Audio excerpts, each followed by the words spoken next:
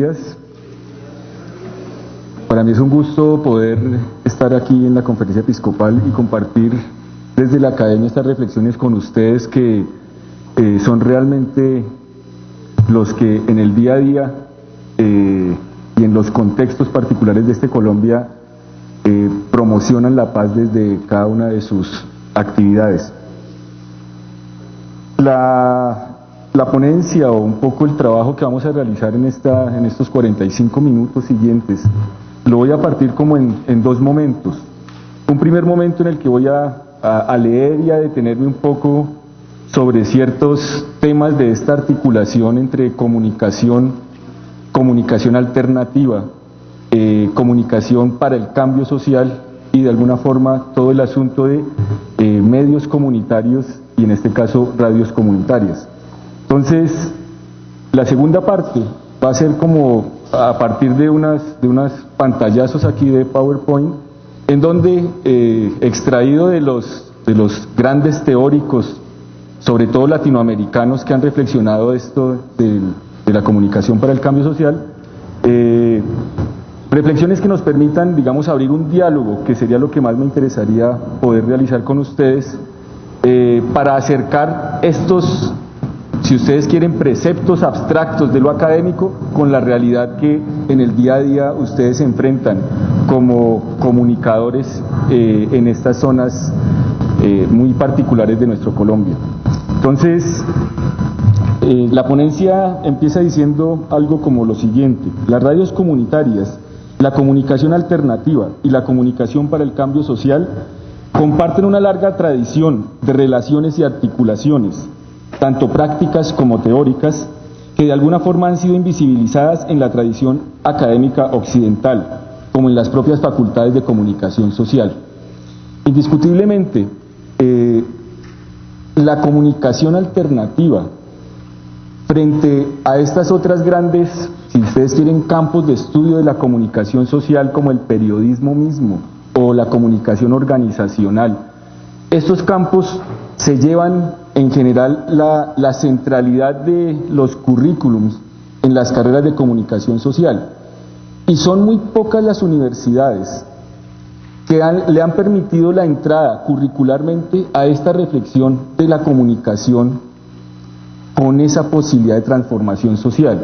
Y en gran medida, cuando nosotros hablamos de comunicación para el cambio social, estamos recuperando el carácter político de la comunicación. Es entender que la comunicación es algo más allá que simples mensajes, que la comunicación es algo más allá de simples medios, y precisamente cuando yo hablo de ese carácter político de la comunicación, es entender que incluso hoy las otras disciplinas de las ciencias sociales y humanas voltean a mirar la centralidad de la comunicación, precisamente porque se dan cuenta de ese compromiso político de la comunicación, y ese compromiso político es el que a su vez nos lleva a entender las complejidades y complicidades de la comunicación y el cambio social. Entonces, esta primera reflexión lo que nos está diciendo es, de alguna forma, la labor que ustedes desarrollan es una labor que en las facultades de comunicación, y si ustedes quieren en la teoría de la comunicación, en gran medida se invisibiliza,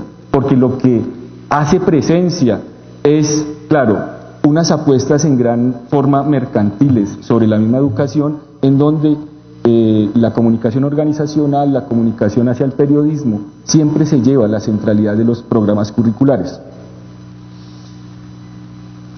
Sin embargo, más allá de estas discusiones, estas tres prácticas comunicativas fundamentalmente comparten una apuesta en común: el cuestionamiento a la comunicación tradicional, su verticalidad, la univocidad de su información y de sus contenidos en la promoción del consumo, y su concepción pasiva de la recepción de los mensajes. Ya volveremos ahorita hacia el final para entender un cambio que es sustancial en la práctica comunicativa comunitaria, y es que si analizamos la comunicación tradicional, es una comunicación no solo que es vertical, de unos pocos hacia unos muchos, sino que fundamentalmente es una comunicación que emite, es, digamos, del centro hacia afuera. ¿Cuál es el cambio sustancial en la comunicación comunitaria? que la centralidad no está en lo que logramos informar hacia afuera, en lo que logramos llevar, sino precisamente en que las radios comunitarias son lugares de acopio, son lugares de encuentro, son lugares de escucha, y allí ya hay un cambio sustancial. Mientras hablamos que una comunicación tradicional emana, si quieren, contenidos, y su intención es el impacto, la comunicación comunitaria invierte eso, porque la comunicación comunitaria quiere ser un lugar de encuentro, un lugar de escucha, un lugar de cruce comunicativo. Eso nos marca ya unas distancias entre esa comunicación tradicional y esta comunicación que se ejerce desde las radios comunitarias. Estas reflexiones de inicio son importantes, entendiendo en principio la etimología misma de la palabra comunicación, que procede del latín cum, con o junto a, y unio, de unión. Comunicar es pues una puesta en común, una unión, interacción entre uno y otro. Esto de entrada nos dice que en esta puesta en común o de unión puede o no operar la centralidad de los medios tecnológicos, sobre los cuales aún se debate su capacidad de conectividad o de aislamiento social. ¿Por qué de nuevo esta reflexión es importante? Porque si la comunicación comunitaria es un lugar de encuentro y de escucha, realmente lo mediático en términos de lo tecnológico pasa a un segundo plano, porque lo que debe permitir esta comunicación alternativa, comunitaria, como lugar de encuentro, es precisamente ese estar juntos. Y ese estar juntos no necesariamente está mediado por los aparatos tecnológicos. Entonces, aunque está la radio como de forma obvia, con una capacidad técnica y tecnológica, realmente la radio es una propiciadora del encuentro. Y es en el encuentro en donde se tienen que volver a dar los procesos, digamos, de identificación, donde se tienen que dar los procesos de formulación de los problemas. Esto es importante y sobre esto yo quiero ahora volver. Continúo leyendo. En este sentido, se entiende la comunicación como el proceso que soporta y construye el tejido social más allá de productos, mensajes o medios, y que como proceso debe ser apropiado por las comunidades para que pueda ser sostenible. Esto supone una comunicación que empodere a las comunidades para que tengan la capacidad de hablar y debatir sobre sus propios problemas dentro de un ambiente que propicie el respeto por la diversidad y la diferencia, para así poder escuchar las voces de los sectores marginados. Sistemáticamente, los estudios de comunicación continúan preocupados por las transformaciones y alcances de los nuevos medios de comunicación e información dentro de un contexto mercantilizado por las leyes de la oferta y la demanda, que solo consideran importante la reflexión académica dentro de un plano de la rentabilidad económica y no social, restringiendo las posibilidades emancipadoras de la comunicación y su compromiso ético y político hacia el fortalecimiento de una comunicación más justa y humana. Desde un punto de vista teórico, la comunicación alternativa que proponen los medios comunitarios pretende la ampliación de lo que se ha denominado la esfera pública burguesa, entendiendo esta bajo el privilegio de intereses y factores donde todo diálogo se transforma en negociación. Básicamente, esta esfera pública burguesa, que es un término que le otorga Habermas, es entender que efectivamente en esta esfera de opinión lo que prevalecen son los intereses económicos. Y por eso es que Habermas mismo va a plantear la necesidad de lo que él denomina una esfera plebeya, es decir, a esos intereses económicos habría que ampliar esa esfera para que otros intereses no económicos entren en diálogo, entren en discusión, en tensión y fortalezcan esta esfera pública. Entonces, Habermas va a decir o va a plantear la necesidad de a esta esfera pública burguesa centrada en los intereses económicos, ampliarla hacia unos intereses plebeyos que permitan otros diálogos, otros encuentros, otras tensiones. En síntesis, una comunicación horizontal y participativa en la que prevalezca el argumento y no la posición de los interlocutores y que posibilite a los ciudadanos y a las propias comunidades establecer su agenda de futuro en pro de un mayor bienestar social.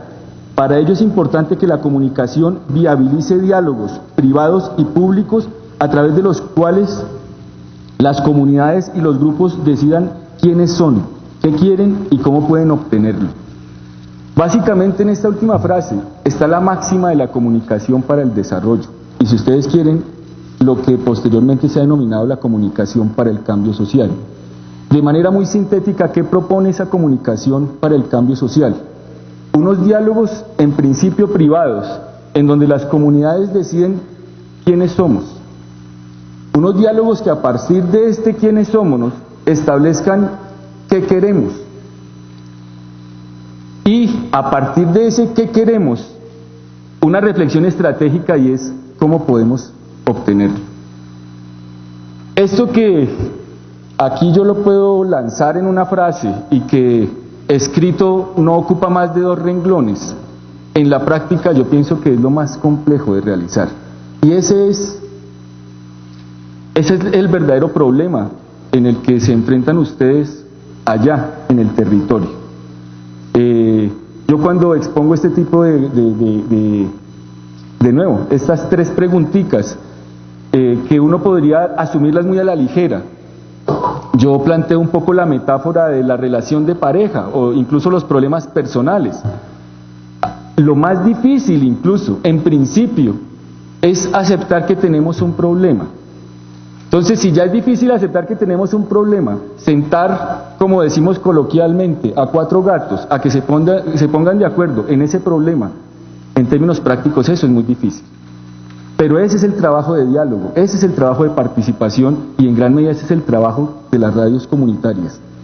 ¿Quiénes somos? ¿Qué queremos?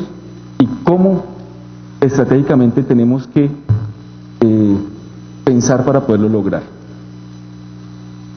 Desde esta perspectiva, las radios comunitarias y la comunicación para el cambio social deben concentrarse en suscitar desde la comunicación la búsqueda de alternativas viables de transformación de los conflictos y problemas sociales que acontecen en la cotidianidad de las diversas comunidades.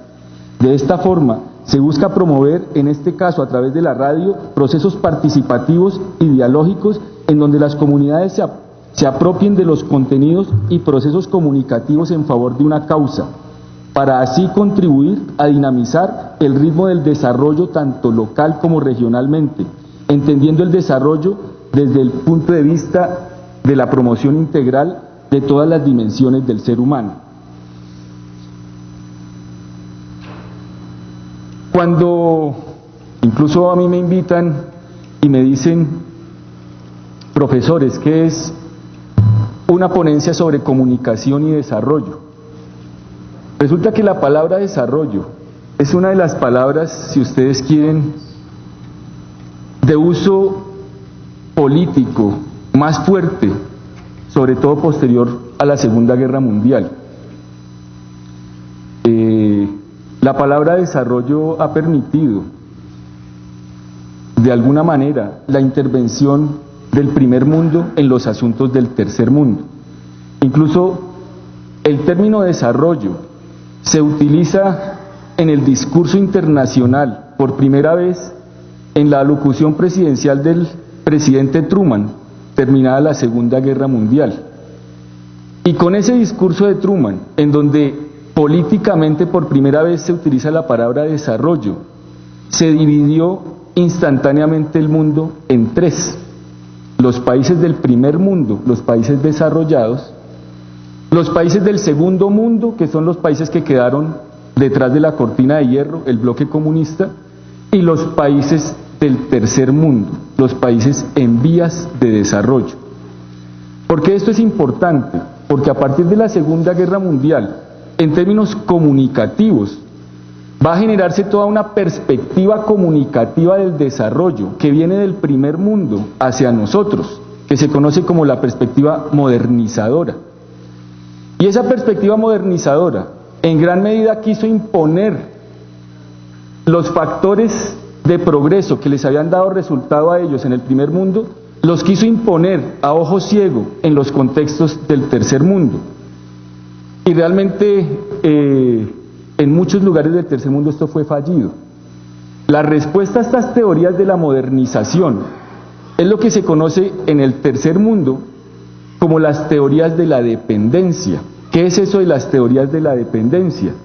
Que frente a ese intento del primer mundo de ayudarnos a desarrollar, los latinoamericanos, el tercer mundo, dijimos: ustedes no nos están ayudando a desarrollarnos, ustedes lo que nos están haciendo es dependientes de sus avances. Entonces, por favor, gracias por esa ayuda, pero un momento, déjenos a nosotros nuestro autodesarrollo.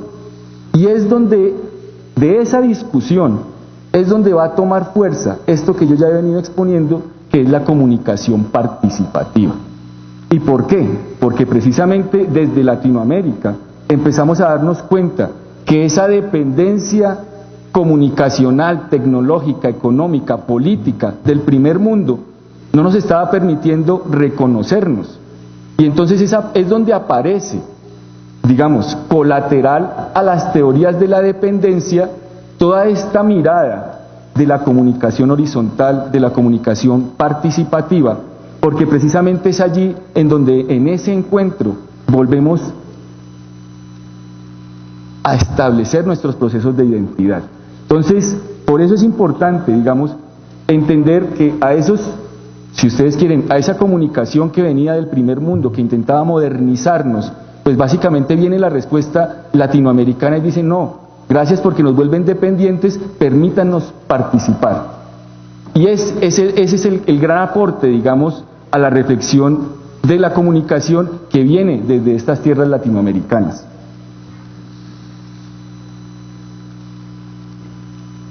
Para dar luces a las múltiples conexiones que se pueden establecer entre comunicación y cambio social, es pertinente comenzar aclarando que al hablar de cambio social no se hace referencia a un concepto cerrado o preciso, especialmente porque delimitarlo implicaría imponer criterios con carácter de universalidad, cuando precisamente el cambio social se relaciona de forma directa con la autonomía y soberanía de los pueblos y de los grupos sociales, sus diferentes contextos y la visión de futuro en dirección a lo que desean ser. Claro, en un contexto como el nuestro, sería un abuso nosotros definir qué estamos entendiendo por cambio social. Yo pienso que en gran medida el problema del conflicto colombiano es que los actores, sobre todo armados, definen cuál es el cambio. Desde esta perspectiva de la comunicación participativa para el cambio social, es obvio que esa potestad de la definición de cambio social está en las propias comunidades. Por eso yo hablo de un concepto vacío, porque es que llenarlo de sentido es la responsabilidad de cada grupo social. En la medida en que, como pasa en muchas de las políticas públicas, el cambio social ya está concebido desde los intelectuales, desde los políticos, pues precisamente volvemos a esa comunicación vertical que impone un saber sobre otros que supondría uno entonces que no tienen ese saber. Entonces, por eso el cambio social como tal es un concepto vacío, porque llenarlo corre el riesgo entonces de volver a ser totalitario y a imponerlo, y volveríamos entonces a una comunicación vertical que fundamentalmente quiere promover el consumo. Entonces, ese cambio social como concepto vacío es responsabilidad y es soberanía, potestad de cada comunidad el llenarlo de sentido. Desde esta perspectiva, el papel de la comunicación, y en este caso de las radios comunitarias, pasa en un comienzo por permitir la reflexión y análisis sobre los problemas que acontecen en los diferentes contextos en que desarrollan sus actividades, en aras de estar en capacidad de proponer y formular soluciones viables a las dificultades y conflictos sociales que se presentan en su realidad. De forma general, la responsabilidad de la comunicación frente al cambio social implica el fortalecimiento de sujetos políticos y actores sociales críticos que tengan la capacidad comunicativa de enunciar y formular un problema social en el plano del consenso o del disenso político, es decir, de cuestionar el orden político imperante para poder debatir y hacer escuchar sus propios argumentos, expectativas y estrategias con la intención de afectar la agenda pública y las políticas públicas. Aquí hay un punto que es importante, yo voy a retomarlo ahora de nuevo, y es, si estamos hablando que las radios comunitarias son lugares de encuentro, y son lugares de encuentro porque deben fortalecer los procesos políticos de la comunidad. Precisamente, ¿qué es lo que estamos entendiendo cuando hablamos de actores sociales, sujetos políticos, problemas sociales? Porque son términos que tenemos que tener claros si estamos hablando de que de eso o sobre eso es que pasa el empoderamiento que le estamos dando al ciudadano. Sobre esto yo voy a volver, entonces voy a continuar acá. De esta forma,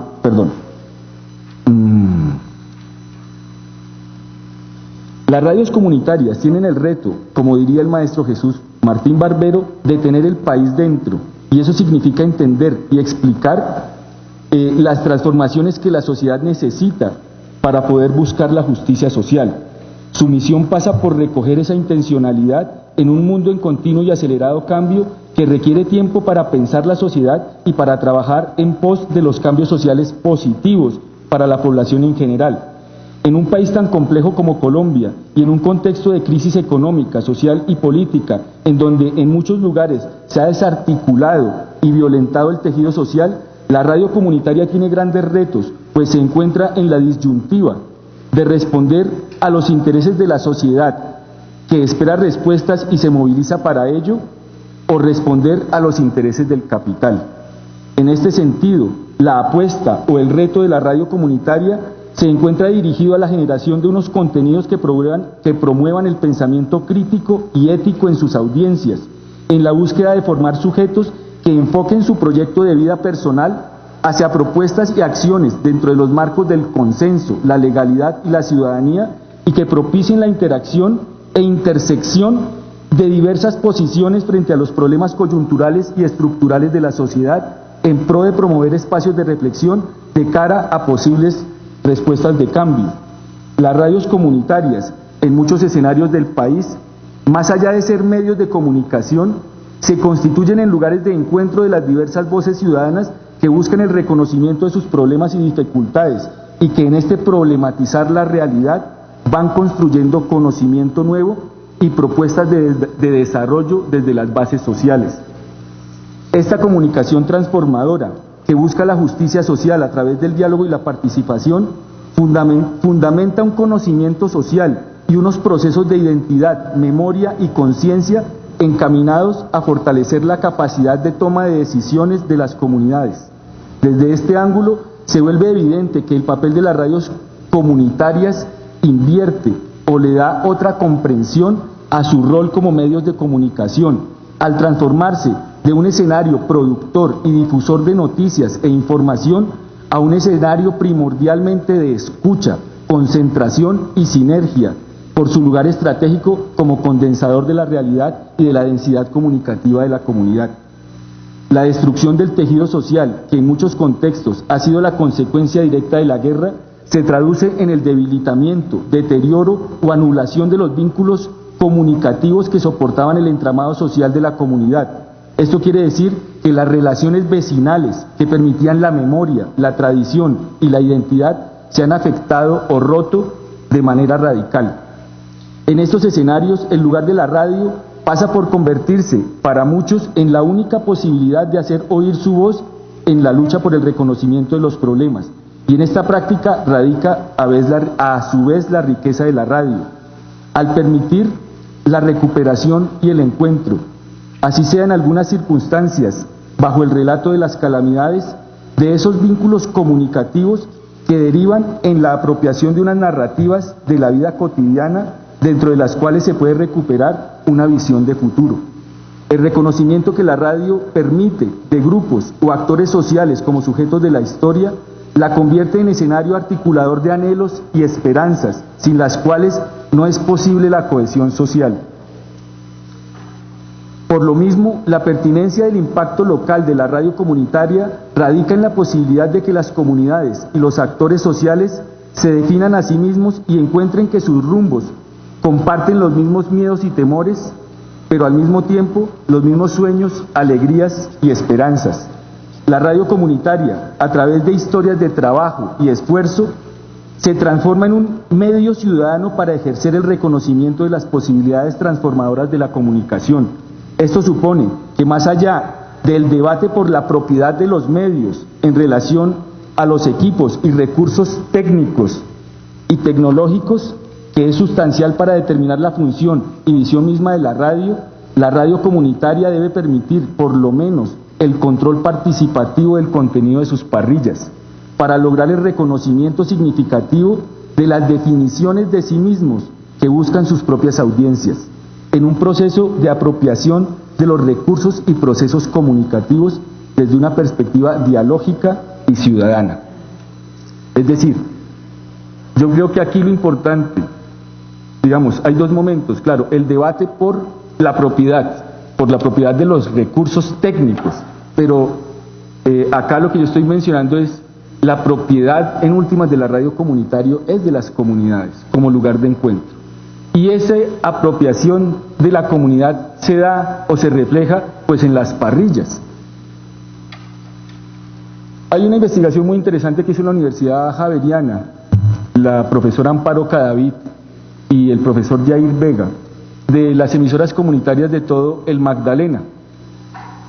Traigo a colación un ejemplo que aparece en esa investigación, y es de cómo en un momento la parrilla estaba llena de canciones de corridos prohibidos, y sistemáticamente cuando en lugares de contextos de narcotráfico la gente empezó a darse cuenta que sus propios niños estaban cantando corridos prohibidos, tomaron la decisión sistemática de cambiar la música por rondas infantiles. Y un cambio que uno creería, digamos, simple, cambia el sentido de apropiación. Y encontramos entonces que ahora los niños volvieron a cantar rondas infantiles y no al narcotráfico. Entonces, allí es donde cobra sentido esto de que las comunidades se apropien de las parrillas, porque en esas parrillas también están reconociéndose y le están dando sentido a su identidad. Entonces, con un cambio simple, de pronto empezar a pasar más rondas infantiles, historias locales, ritos, mitos, ya se está contribuyendo, digamos, a esta comunicación para la paz.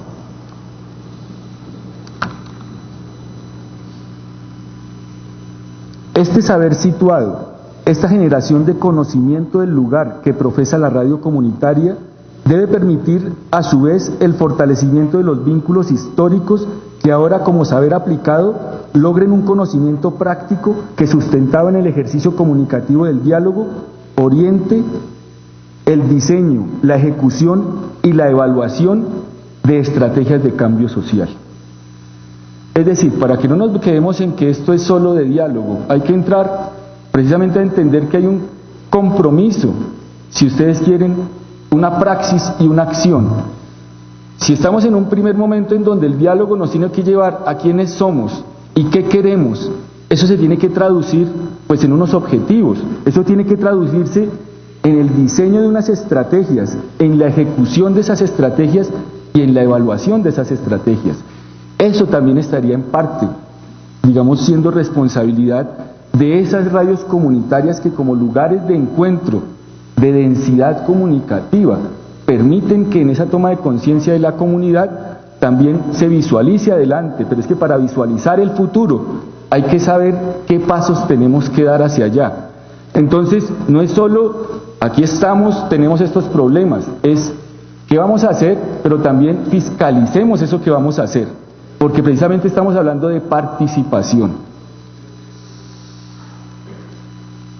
Por último, surge así la necesidad de un comunicador con un perfil específico de mediador o facilitador de procesos sociales, que como agente de cambio debe ser capaz de descubrir y articular el potencial participativo que habita en su comunidad, para así fomentar métodos de investigación sobre los problemas sociales que les permitan a sus propios participantes entenderse como sujetos productores de conocimiento válido e importante, en una legitimación social del saber que incorpore ese conocimiento popular y tradicional en la reflexión y análisis de la realidad con el objetivo sistemático de transformar los entornos sociales.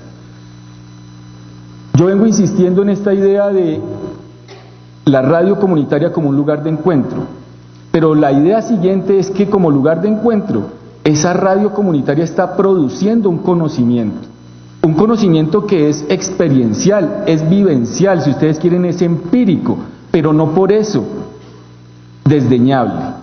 Entonces, si la radio comunitaria se transforma en este lugar, digamos, de concentración a su vez del conocimiento, del saber, ese saber hay que ponerlo en diálogo con esos otros conocimientos, con esas otras epistemologías, con esos otros epistemes, en donde sistemáticamente también se nos ha dicho, es que lo popular, el campesino, ellos no tienen el conocimiento, y eso es falso.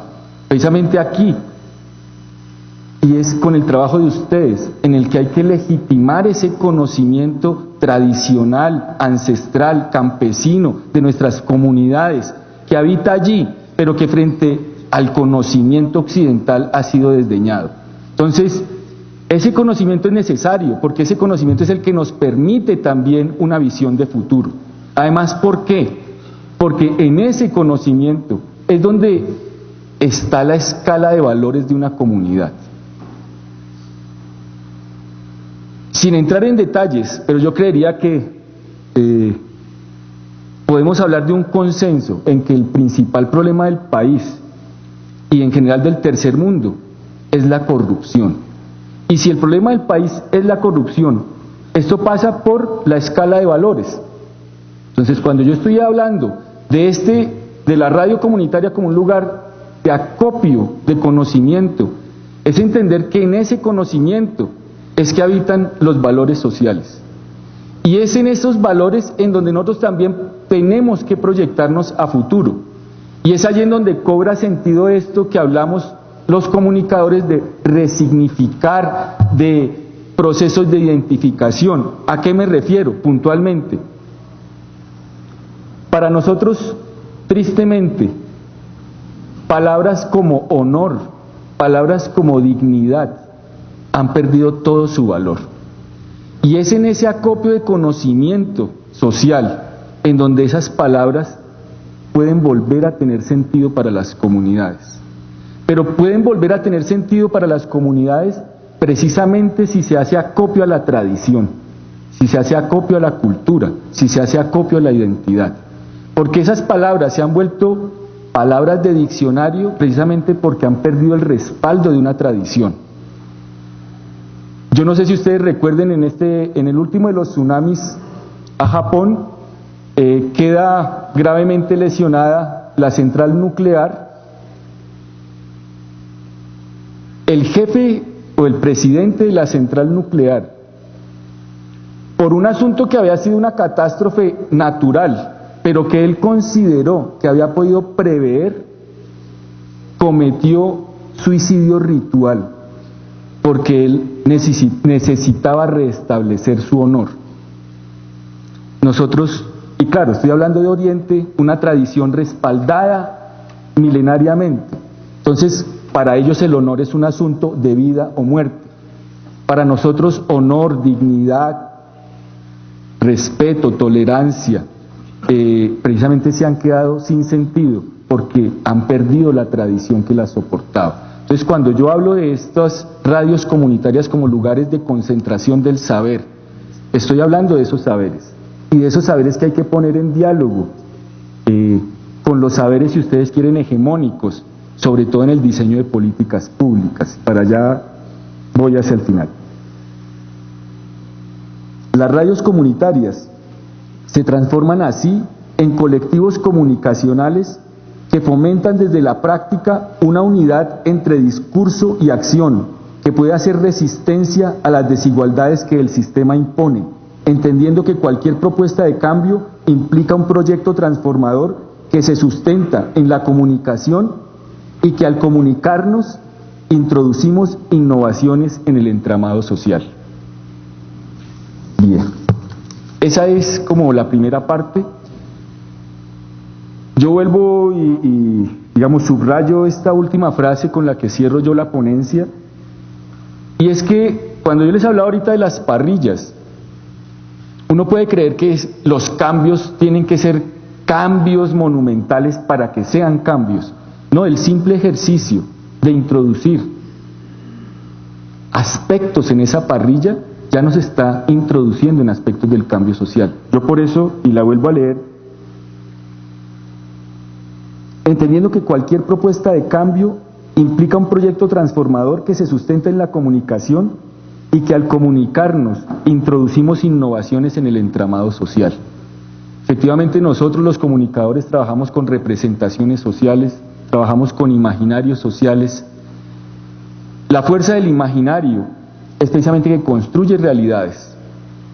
Yo pienso que como comunicadores y en términos discursivos, sistemáticamente nosotros tenemos que transformar esas representaciones sociales que la gente tiene. Insisto, representaciones sociales alrededor de palabras como dignidad, honor, tolerancia, respeto. Porque si nosotros logramos cambiar eso que la gente concibe dentro de esas representaciones, ya estamos siendo agentes de cambio. Entonces puede que los cambios no los veamos ni siquiera nosotros, pero esos cambios en el discurso, esos cambios en los procesos culturales, que además son cambios de largas dimensiones de tiempo, son los cambios que uno puede estar introduciendo cuando discursivamente resignifica palabras. Entonces, esa introducción en el discurso, en las parrillas, en la comunicación, de nuevas apuestas de pensamiento, ya están construyendo por sí mismas diálogos de paz. Hasta aquí iría yo como en la primera parte. Yo quisiera que mirásemos unas... Venga a ver cómo... Bueno, este soy yo. Bien, estas son de las... Bien, el señor que está allí abajo, no sé si lo conozcan, Alfonso Gumuncio Dagron, uno de los, digamos, de pronto el principal referente a la fecha cuando se habla de comunicación para el cambio social. Digo principal referente, tiene una antología cerca de 1700 páginas, sí. Un recorrido histórico muy bueno.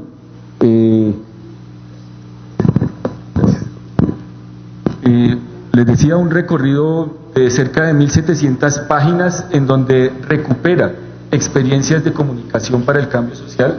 Les recomiendo a los que quieran profundizar. El texto se llama Antología de la Comunicación para el Cambio Social. Vean toda esta mano de apellidos. Antología de la Comunicación para el Cambio Social. Los autores son Alfonso Gumuncio Dagron y Tomás Tufte.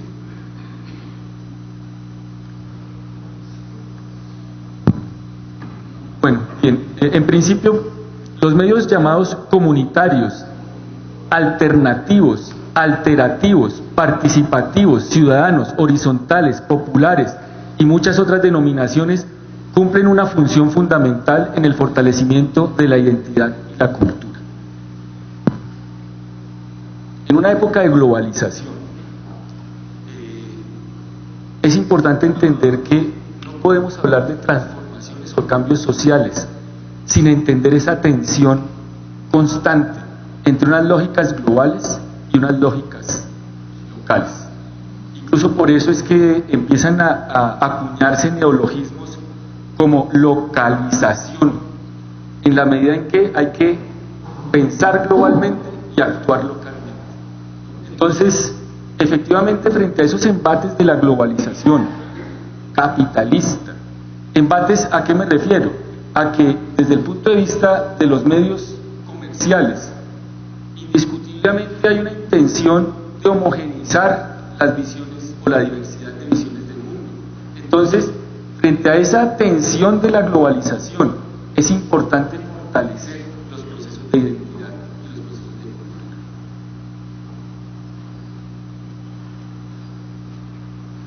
Hoy día necesitamos concentrarnos en las funciones de la comunicación, en la forma en que las personas utilizan los mensajes y no, como en el pasado, en el efecto de la comunicación o en las formas en que los mensajes pueden hacer uso de la gente. En esta frase breve de Berlot, realmente está contenida toda una transformación de las teorías de la comunicación. Cuando uno hace el estudio de las teorías de la comunicación, las primeras teorías que estudia son las teorías funcionalistas. Esas teorías funcionalistas que vienen muy de la vertiente norteamericana, precisamente son teorías que se van a concentrar sistemáticamente en el mensaje y en los efectos del mensaje. Y hay que entender el contexto, por qué, digamos, el funcionalismo norteamericano surge dentro de ese momento. Recuerden ustedes que la crisis económica del 30 le deja a la humanidad una ruta, y era que para salir de la depresión económica, básicamente a la gente había que enseñarle a consumir.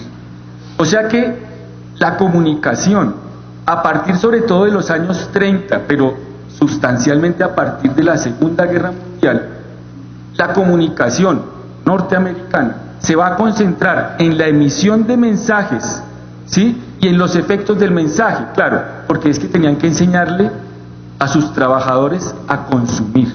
Y básicamente, por eso se concentraron en los efectos del mensaje.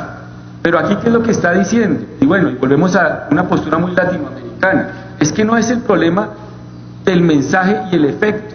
No, en últimas es cómo la recepción, cómo las audiencias se apropian de esos mensajes, qué hacen con esos mensajes. Y sistemáticamente un paso más allá, y es que esos mensajes deberían estar siendo producidos participativamente por las propias audiencias.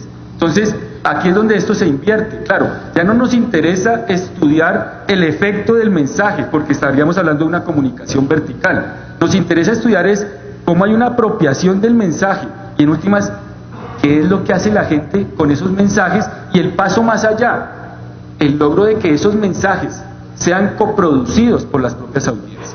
Entonces, a eso es a lo que se refiere Berlot cuando menciona este pedazo final de el uso que hace la gente de esos mensajes. Hoy, y si ustedes lo piensan hasta con conciencias, el problema ya no es tanto la producción, es la circulación y la apropiación del conocimiento. Y en gran medida esa es, por allí pasa la responsabilidad de las radios comunitarias. Luis Ramiro Beltrán, otro de los, la palabra a mucha gente le resulta disonante, comunicología. Claro, porque es que si psicología es el saber que sabe sobre la psique, antropología sobre el hombre, sociología, entonces el saber o la disciplina que sabe de comunicación es la comunicología. El primero que la va a bautizar así es Luis Ramiro Beltrán, boliviano. Ustedes conocen que la historia de las radios comunitarias empieza en gran medida con las radios mineras en Bolivia, con Radio Sutatensa aquí en Colombia. Luis Ramiro Beltrán es uno de los primeros comunicólogos latinoamericanos que empieza a entender que como latinoamericanos tenemos una distancia con las propuestas tanto anglosajonas como eurocéntricas. La investigación en comunicación latinoamericana parecía haber sido a veces una búsqueda con los ojos vendados, cualquiera que sea el color de la venda. Claro, en los 70 estamos en plena Guerra Fría, el color de las anteojeras se refiere o era procapitalista o era procomunista, y en gran medida las emisoras comunitarias, la comunicación alternativa en los 60, 70 da una discusión muy fuerte y originan lo que se denominan las discusiones de frontera. ¿Qué es eso de discusiones de frontera? Pues que básicamente teóricos, cansados de que si no era capitalista era comunista, terminan diciendo, venga, no nos interesa el color político, nos interesa la participación, nos interesa poder resolver problemas sociales, más allá de ataduras políticas. A eso se refiere un poco esta afirmación de Luis Ramiro Beltrán. La comunicación participativa no puede ser fácilmente definida. La palabra participación es caleidoscópica, cambia de color y de forma según la voluntad de las manos que la sostienen. Las experiencias de la comunicación participativa para el cambio social son tan diversas como los ámbitos culturales y geográficos donde se desarrollan. ¿Por qué es interesante esta reflexión? Porque yo aquí he venido hablando de participación, pero es que la participación depende, o mejor, el sentido de la participación depende de las manos del poder que la sustenta. ¿Sí? ¿Eso qué quiere decir? Que no por hablar de participación, la participación ya está dada. No, precisamente hay que entrar a entender que la comunicación, desde una perspectiva política, es un juego del poder. Y desde esa perspectiva política de la comunicación, el que tiene el acceso a los medios de comunicación, sobre todo tradicionales, es el que detenta el poder.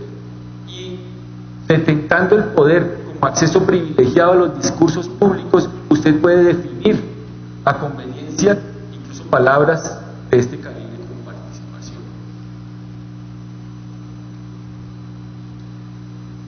Hablar de participación es juntar inextricablemente el derecho al reconocimiento social y cultural con el derecho a la expresión de todas las sensibilidades y narrativas en que se plasma a la vez la creatividad política y cultural de un país.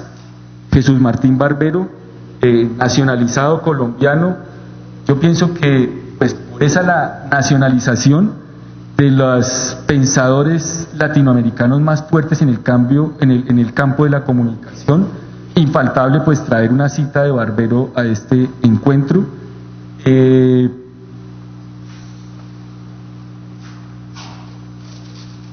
Cuando hablamos aquí de creatividad política, y cuando yo les he venido diciendo que las radios comunitarias son lugares de encuentro, es importante también entender que como lugares de encuentro que fomentan conocimiento, ese conocimiento nos tiene que dar la posibilidad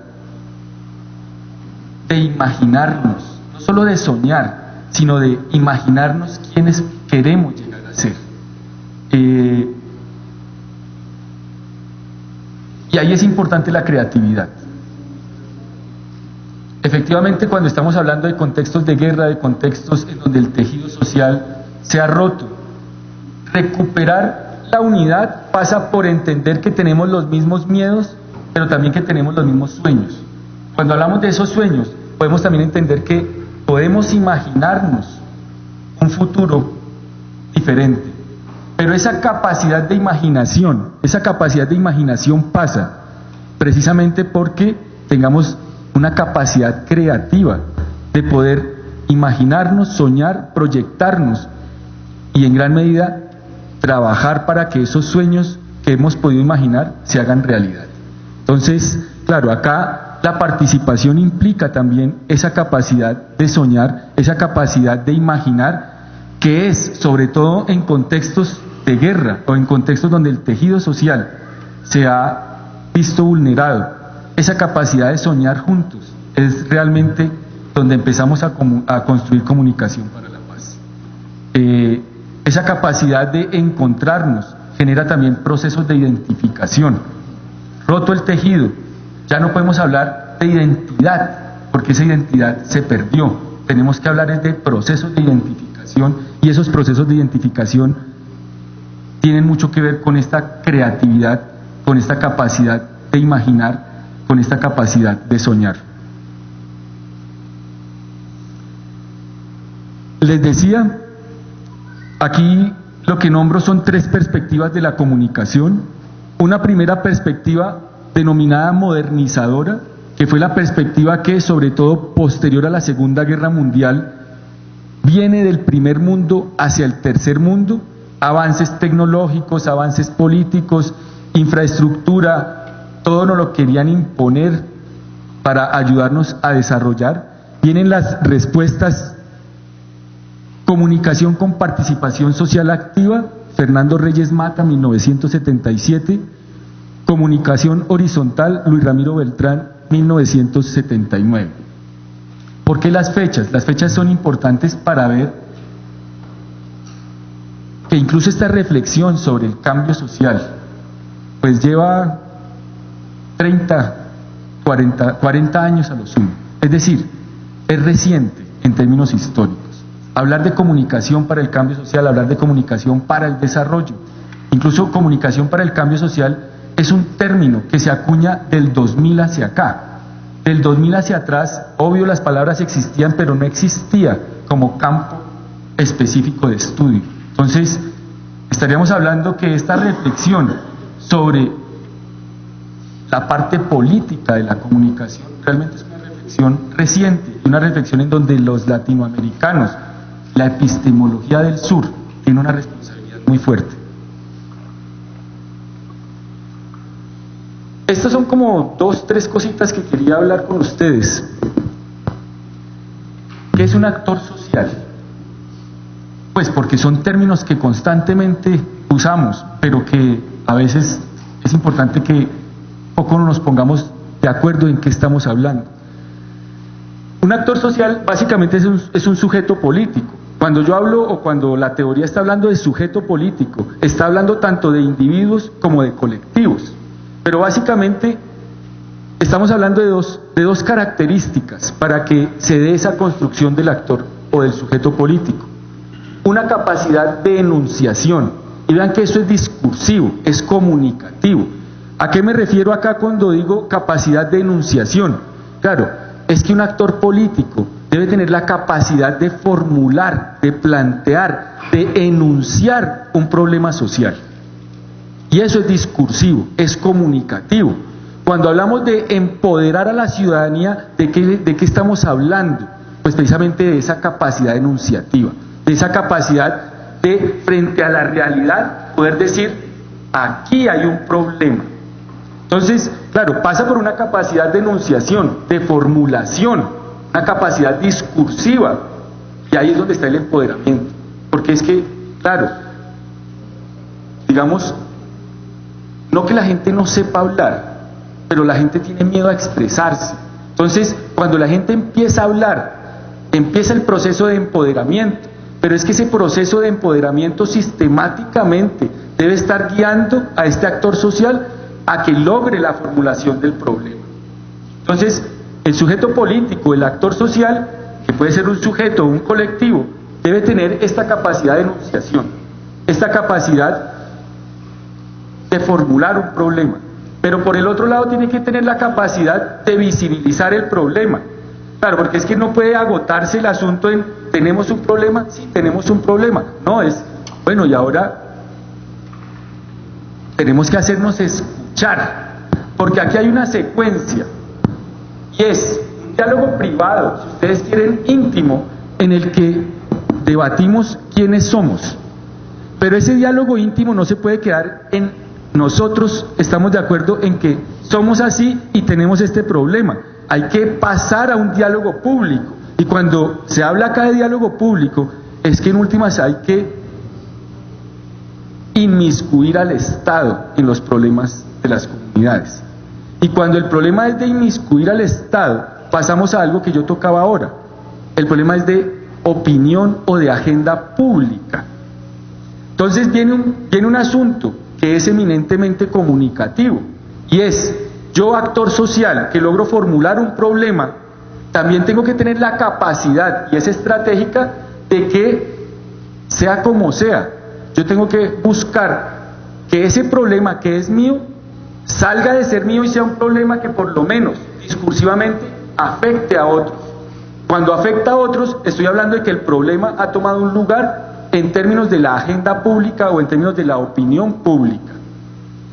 Si logramos que la opinión pública se interese en el problema, viene el proceso siguiente, y es, si la opinión pública está enterada de nuestro problema, el Estado tiene que intervenir el problema a partir de políticas públicas, ¿sí? Entonces, lo que yo quiero mostrarles acá es que realmente toda la secuencia es comunicativa. Un problema de denunciación, un problema de visibilización Una visibilización que tiene que afectar la opinión pública, y esa opinión pública tiene que afectar al Estado en términos de políticas públicas. Esa es una secuencia que debe permitirse dentro del actor político.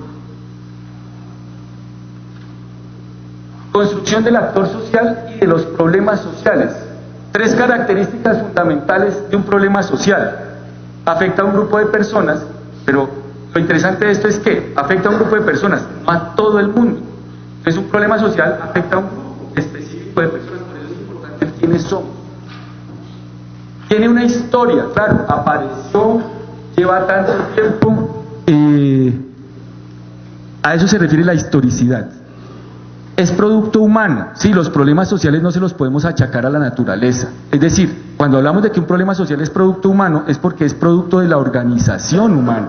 Entonces, en ese orden no se lo podemos achacar a la naturaleza. Y por último, tenemos el problema social en el centro. Hay unas causas objetivas, materiales, es decir, nosotros podemos verificar que hay un problema social. Ejemplo, el número de niños que no asisten a la escuela, eso es un porcentaje, es verificable, es objetivo. Pero ¿qué pasa? El problema social realmente surge cuando se da la valoración subjetiva, si ustedes quieren, discursiva. Es decir, pueden estar dándose las condiciones materiales, objetivas, de desigualdad, de exclusión, pero si no hay una valoración subjetiva de que eso es excluyente, injusto, inequitativo, no hay problema social. Es decir, sin la valoración subjetiva no se da el componente para conformar el problema social. ¿Eso qué quiere decir? Que el problema social es discursivo.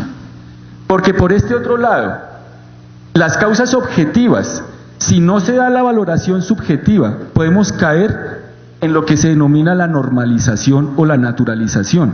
Es decir, el que ha vivido en la pobreza y solo conoce la pobreza, considera que la pobreza es natural, no un sistema de dominación y de exclusión.